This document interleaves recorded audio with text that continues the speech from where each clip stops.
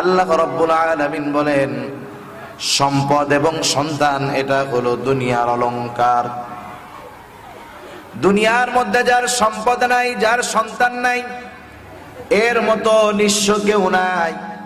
কারণ একটা মানুষের সম্পদ আছে, সন্তান নাই, সে চিন্তা করে আমাকে আল্লাহ এত সম্পদ দিল কিন্তু একটা সন্তান দেয় নাই, আমার মৃত্যুর পরে এই সম্পদ ভোগ করার মতো একটা মানুষও আমার কাছে নাই। আবার যার অনেক সন্তান আছে, সম্পদ নাই, সেও কিন্তু পেরেশানির মধ্যে আছে। সে চিন্তা করে আল্লাহ তাআলা আমাকে এতগুলা সন্তান দিলেন কিন্তু সম্পদ দিলেন না। সম্পদের অভাবে হয়তো আমি আমার সন্তানগুলাকে যথাযথভাবে লেখাপড়া শেখাতে পারবো না, মানুষ বানাতে পারবো না।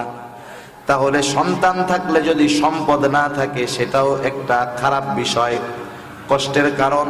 আবার যদি সম্পদ থাকে সন্তান না থাকে এটাও একটা কষ্টের কারণ। এজন্য আল্লাহ বলেন, আল মালু ওয়াল বানুনা জিনাতুল হায়াতিদ দুনিয়া।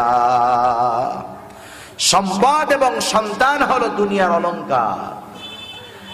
আল্লাহ তাআলা এই সম্পদ এবং সন্তানের ব্যাপারে আরেক জায়গায় বলেন, ইন্নামা আমওয়ালুকুম ওয়া আওলাদুকুম ফিতনা। মাল, সন্তান এরা হলো পরীক্ষা, এরা হলো